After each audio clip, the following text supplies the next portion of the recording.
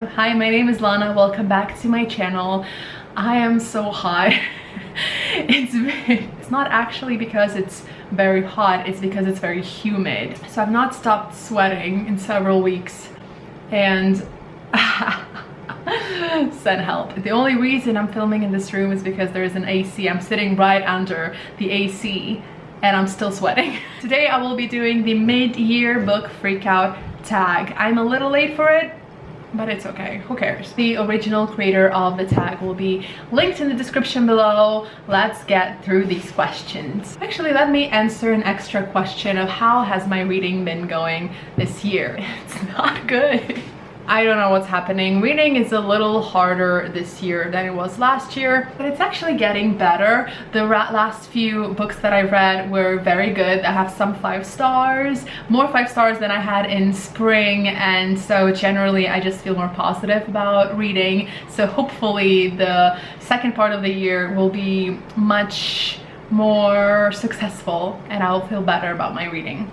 But let's get to question number 1. Best book you've read so far this year. I think I'm going to go with Exercise, which I read early this year. Non-fiction about health, about fitness, about working out. It's written by an anthropologist, so it looks at fitness from the perspective of anthropology and human evolution. It's very fascinating if you like this kind of stuff. I think my reaction to that book was the most enthusiasm I've experienced in terms of reading this year, so I will go with that one. Best sequel you've read so far in 2024. Originally I planned to film this video in June, but I'm so glad I waited because just a few days ago I finished the book that is the answer to this question, and that is Dark Fire by C.J. Sansom. This is the second book in the Shard Lake series and I really like this. I actually preferred this one to the first book.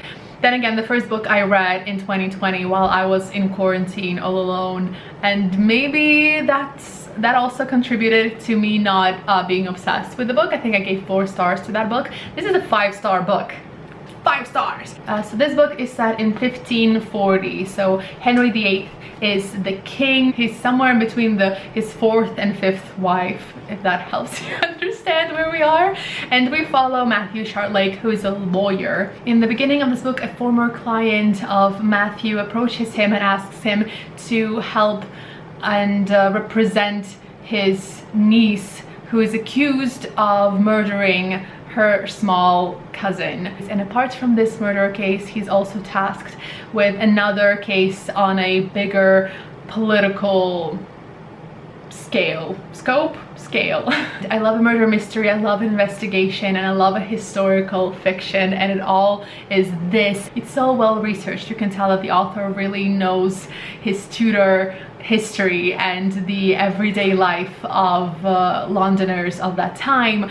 Plus, even though this is like a pretty big, well, it's 600 pages and it's historical fiction, the plot moves so fast. There's always something happening. It's so engaging and so interesting, and I really love this. Next up is new release you haven't read yet but want to. I actually don't keep up much with what's coming out because I can't really, I don't have access to new books, but within the physical TBR that I own, I think the newest book is The Mysterious Case of the Alperton Angels by Janice Hallett, and I'm very excited about this book. I actually read every single other Janice Hallett, well, except the Christmas novella that's based on The Appeal. That little novella I did not read. Is that a novella or an actual book? I don't know. But I've read The Appeal and the Twyford Code, and I enjoyed both of those. Twyford Code I enjoyed way more than The Appeal. I have great expectations for this one. I feel like this should be even better than the Twyford Code. And this is a mixed media book all about a cult. It says, everyone knows the story of the Alperton Angels, the cult who brainwashed a teenage girl into believing her baby was the Antichrist. When the girl came to her senses and called the police, the angels committed suicide and mother and baby disappeared. Now, true crime author Amanda Bailey is looking to revive her career by writing a book on the case. The Alperton baby has turned 18. Finding them will be the scoop of the year. But the rival author Oliver Menzies is just as smart, better connected, and also on the baby's trail. I think it's going to be great. The most anticipated release for the second half of the year. As I said, I don't really keep up with releases, but Emil Rio, that wrote If We Were Villains, which is one of my favorite books ever, is coming out with a new book, and it's coming out in September. It's called Graveyard Shift, and it's I think it's a novella. It's a pretty short book. A story about a ragtag group of night shift workers who meet in the local cemetery to unearth the secrets lurking in an open grave. Sounds spooky, perfect for fall, and I can't wait to read Emil Rio again. Next is Biggest Disappointment. I'm going to go with Winter's Orbit by Everina Maxwell. Sci-fi male-male romance, which I heard a lot about. It's been recommended to me a lot, and I finally read it, and it wasn't for me, and it wasn't for me because of the sci-fi. I talked about this book in the previous video already, but yeah, too much sci-fi for me, not enough romance, and the romance was only good until they got together. Then all the tension evaporated and I did not care anymore. Do I tell you what it's about? After Prince Tam of Iskat dies mysteriously, his cousin Kiem is forced to marry Tam's widower. The fate of their solar system may hinge on their marriage. Question number 6 is Biggest Surprise. Let me tell you about Every Last Fear by Alex Finley. I haven't read anything else by Alex Finley. I obviously knew of the author from other booktubers, and I cannot say that all of those reviews or mentions of the author were always favorable, though I don't really remember. I read this book for the Buzzword Readathon. I needed a book with every in the title. I found the audiobook for it and I thought, why not? It's a kind of mystery thriller. I did not expect much, and I really enjoyed it. I gave it 4 stars. I kept thinking about it all the time. I think I just really liked the tone of it, and the mystery was interesting, and I did not predict it. I just really enjoyed it. I don't know what to say. So what is it about? University student Matt Pine has just received devastating news. Nearly his entire family have been found dead while holidaying in Mexico. The local police claim it was an accident, but the FBI aren't convinced, and they won't tell Matt why. The tragedy thrust his family into the media spotlight again. Several years ago, Matt's older brother Danny was sentenced to life in prison for murdering his teenage girlfriend. Danny has always sworn he was innocent, but last year a true crime documentary that claimed he was wrongfully convicted went viral. Now his family's murder is overlapping with Danny's case. Matt is determined to uncover the truth behind the crime that sent his brother to prison, even if it means putting his own life in danger and confronting his every last fear. I would actually disagree with the way it's written here, because one of the things I liked, we get several POVs of different characters throughout the book. Matt, our main character, is one of the POVs, and what I really liked about him is that, you know, the whole thing that he's determined to uncover the truth, it's not necessarily true. He's very much grieving throughout the book, and he's kind of in the zombie mode when he's just making weird decisions, not a cold-blooded, you know, investigation he has to uncover. It's all very emotional, and sometimes he doesn't want to know the truth. He doesn't care. He just wants to move on. It felt very realistic to how a person would actually go through something like this. We have other POVs. We have the FBI investigator who is doing a lot of the investigating, and they are helping move the plot, and Matt is just kind of caught in the middle of it all. So yeah, I'd say that it felt very realistic. Anyway, love the book. Favorite new author, debut, or new to you? I decided to go with Benjamin Stevenson, who wrote Everyone in My Family Has Killed Someone. I forgot to bring it up to show you. Anyway, Benjamin Stevenson already has the second book out. Is the third one out or just announced? I think it's just announced, the third one. I only read the first one. I really enjoyed his tone. I liked how funny it was, how I don't know if introspective is the right word to say, but he, you know, looks at everything from the lens of murder mystery cliches, which is very fun. His writing feels very fresh. I don't know if I can actually call him a favorite author if I only read one book, and I do plan to continue on with his series. Newest fictional crush. I feel like this question bodes well for people who read a lot of romance. I don't, so it's a little harder for me. I decided to go with a character from Darkfire whose name is John Barak? Jack? John or Jack? Wait, Jack. His name is Jack. Jack is assigned to help out our main character, Matthew Shardlake, in his investigations. He comes off in the beginning as a bit of a brute, you know, the classic muscle, he calls everyone an asshole, but we get to know him better and find his softer side and learn his history. He's actually pretty intelligent and educated and kind, though he doesn't always come off like that, which is always what we like in bad boys, right?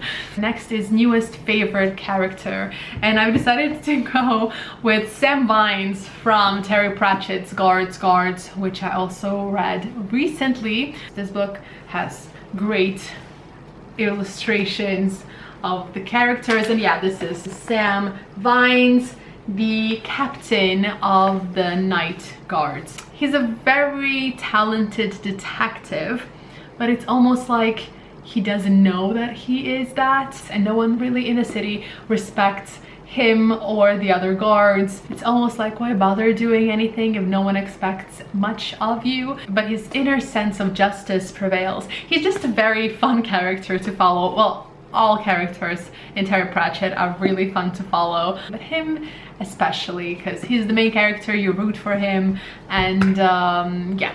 Next is a book that made you cry. I don't think I cried this year over a book, not yet at least. The book that made me definitely emotional, I don't remember if I teared up, maybe I did.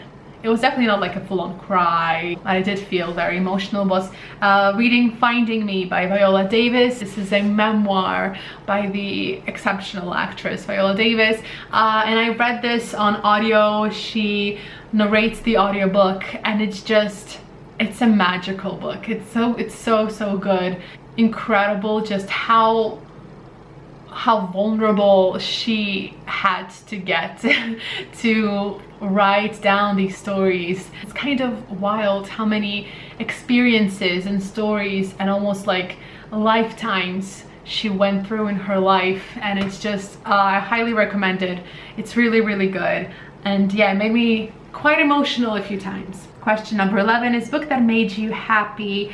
I have 3 possible answers for this one, but I'm going to go with the book that I've not mentioned yet. It's The Box in the Woods by Maureen Johnson. I read the first 3 books in a Truly Devious series back to back in 2020, and I was obsessed with it. It was so good. I really loved them. I gave them all 5 stars, and when I found out that a new book was coming out, I was excited, but it has been 4 years, so coming back to a series that I've not touched in a long time, it's always a little hard. It takes a bit of convincing, but finally I've decided to go for it. I found the audiobook. I feel like even if I were reading it with my eyes, it would have been, you know, smooth as butter. You know, when you like pick a book and it reads so smooth and so easy and you don't notice time passing by. Like, that is the kind of experience that I had with the previous 3 books in the series, and what I felt listening to this one. Something that maybe also may have helped is that I had a major reading slump in May. I was reading Jane Eyre, and Jane Eyre took me almost 2 months to read. It was so hard. I don't know what it was. I just could not pick it up, and I would pick it up and read just little by little, and it felt endless. And I did end up enjoying this book a lot. I gave it 4 stars, but the experience of it was just, maybe I was reading it in a wrong time, I don't know, but it felt like I was pushing a giant boulder and it just would not budge. So when I finished reading Jane Eyre, picking up a YA mystery felt just like spreading warm butter on toast. It felt so smooth and so easy and so like, I don't know, it made me feel very happy. I don't know what that says about me. So The Box in the Woods follows Stevie Bell, the same main character from the first 3 books of the Truly Devious series, and after solving the case of Truly Devious, she decides to investigate her first mystery outside of the Ellingham Academy. She's invited to come to a camp where an infamous murder happened in the 60s to investigate. And she invites her friends and they're all together, and it's a great mystery, and I really, really loved it. Favorite book to film adaptation that you've seen this year? Not a film, but I recently watched the Good Girl's Guide to Murder series and I really enjoyed it. I have some thoughts about it. Generally, great work. I liked how close to the book they kept it. I do see some changes. I see why they had to make those changes, so I'm fine with the changes. My biggest, I don't know, concern is with the lead actress. The way the character was portrayed in the TV show really differed from the way I saw her in my head reading the book. I just feel like she looks scared and unsure a lot, which the character was, but I missed that inner sense of justice and kind of like, no, I know what I'm doing, this is right. The most beautiful book you've bought so far this year or received? I really struggled with this one because I've not bought many books and I can't say that they're particularly beautiful. I think the most, and I can't say that I love this cover, but I guess it's very interesting and intricate. It's the book, The Black Tongue Thief. This is what it looks like. I generally don't like the combination of yellow and black, but I never have. And I really don't like the font, but I love the level of detail in everything here. You can see so many things. There are swords, there are skeletons, there's a cat. There's just so much to look at, and I really appreciate the style that this was drawn in. The Black Tongue Thief by Christopher Buhlman is a fantasy novel. Is this a series? I don't know. But this came highly recommended by several booktubers that I watch, and I decided to buy it, to own it. As you can see, I bought it in Russian. So this follows Kinch, who owes the Takers Guild a small fortune for his education as a thief. His debt has driven him to lie in wait by the forest road, planning to rob the next traveler that crosses his path. But today, Kinch has picked the wrong mark. Galva is a knight, a survivor of the brutal goblin wars and handmaiden of the goddess of death. She's searching for her queen, missing since a distant northern city fell to giants. Unsuccessful in his robbery and lucky to escape with his life, Kinch now finds his fate entangled with Galva's. Common enemies and uncommon dangers force thief and knight on an epic journey where goblins hunger for human flesh, krakens hunt in dark waters, and honor is a luxury few can afford. Sounds fun. Adventure, goblins, war, knights, thief. I will let you know what I think of it. Last question is, what books do you need to read by the end of the year? And that is all of my classics, which is one of the reading challenges I set for myself, that I need to read all the classics I own. And I started this challenge with Jane Eyre, as I told you, which took me 2 months to read, but that was the most intimidating book in that stack. So I feel like now it will be faster and easier, and I feel like I can do it. Anyway, this is it for my mid-year freak out book tag. Let me know if you've read any books that I mentioned, or maybe you found some that you would like to add to your TBR. Please let me know in the comments below what is your favorite book of the year so far, and I will see you in my next video. Bye!